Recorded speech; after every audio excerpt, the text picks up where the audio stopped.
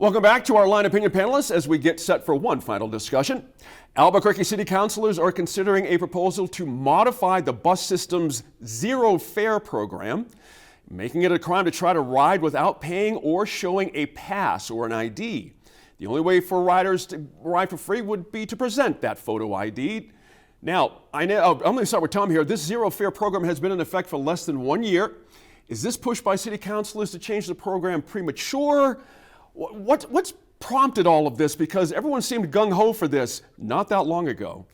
Yeah, I think it's lack of really usable information is, at least people using reliable information.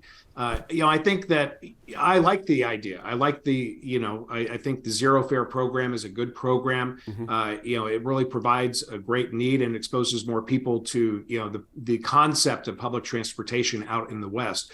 I think the reason it's been coming under scrutiny is because, some people have really made a huge issue over very limited items as far as crime is concerned.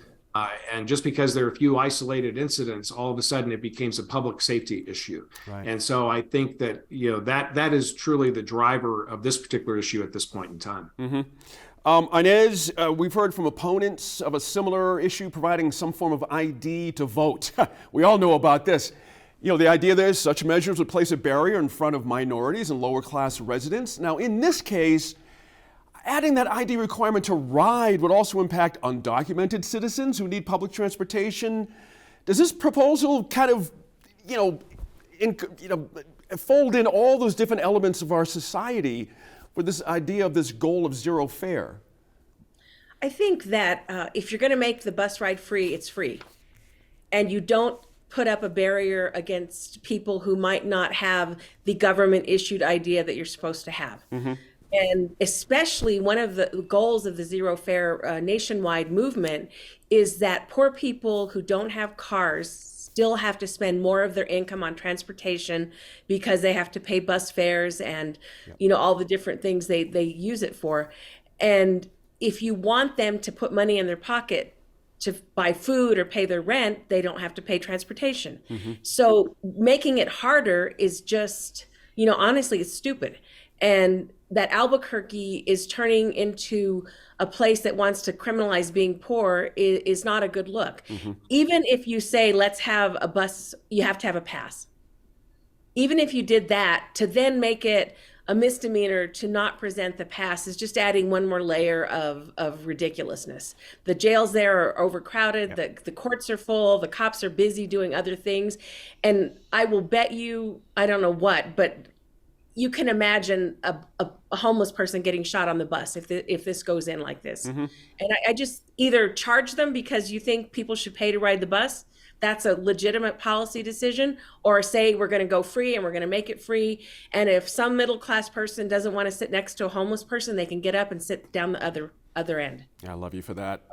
Thank you. Absolutely. Eljanon, I got to ask you, in your part of the world, you're down in Deming, of course. The South Central Regional Transit Authority in Doña Ana County outside of Las Cruces, as you know, eliminated fares from April to Labor Day this year. And as a result, they noted a 15% ridership increase. Isn't that the goal of these programs? I mean, it's interesting. Did that settle the issue for you? Well, yeah. So we have this indefinite trial period to see how this works, and part of it is to see how much the demand increases and what the expense will be. This involves not only regular ridership, but the city's Dial-A-Ride service, which is a home-to-destination service that is provided for people who are, say, homebound, wheelchair-bound. They have, they need that service.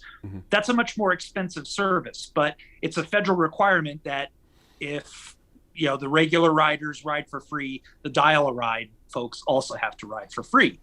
And so I'm nervous. I'm watching what happens in Las Cruces because I know from over the past year or so, the unhoused populations have become kind of a target of the political sphere, and they've been presented as a public safety threat. And any space where people might encounter the unhoused gets stigmatized as being less safe. And so I'm hoping that doesn't jeopardize the trial of this zero fare, because ridership will go up, and that's exactly what we need. We need to cut down on the emissions. We need to also just cut down on how expensive it is to be poor. Mm-hmm. Tom, I want to circle back to something you mentioned. We got to color a little bit more, and that is the issue of crime on the buses. In the reporting, for folks at home, the council in 2021 asked for a report on this very issue of security incidents. So in the first half of the year, there were 135 transit-related incidents, according to the data shared with the council. But left out of the council's discussion is there was 1,900,000 boardings or individual rides throughout the system. That means those incidents accounted for less than 1% of all rides, but this is all we hear about is crime on the bus. What am I missing here? Some kind of disconnection here. Yeah, it is a huge disconnect. And, Source New Mexico blog was the one who actually compiled a lot of that data. So a great shout out to them. Yep. With respect to, media in general, because the media is what is shaping these particular issues at times, there's just not an opportunity to really dig into this level of detail, especially on the television side. Newspaper side, yes. But in a world of sound bites and 30-second stories, 15-second newsers, broadcast does not provide the opportunity to go deep on different issues. So as a result, sometimes the people who are being interviewed have the opportunity to shape an argument to suit their particular position. Well, they've won this one because I'm telling you right now, of those 135 incidents, Inez, only 32 occurred on the bus. 32 out of 1,000,009 rides. Where's the sense of all this? How can we make rational decisions if we're not going to be rational about crime here? I think that the reality is that crime in America peaked in the late 90s, as we all know. And even though it has risen in recent years, it is not as bad as it was then, for the most part, except with I think a few instances depending on the area of the city or state. But we're afraid. I mean, when you have television stations that lead with crime all the time, and when you have personal experiences, I mean, people have a right to be nervous because, their car gets stolen out of the driveway, things happen to them, it happens to their friends. It makes sense that they're uncomfortable, but anecdotal evidence isn't the same as reality. Right. And we're living in an anecdotal world where what happened to our friend becomes the reality for everybody. And if you ride on the bus and you see someone, shoplifting in the corner, not shoplifting, but stealing someone's purse, all of a sudden you think it's not safe for everyone. So I think we have to step back and actually, what Albuquerque should do, I hope, is look at those instances, see who's actually doing them, and really say, sounds like the buses are one of the more safe places in the city, honestly, when you look at that less than 1%.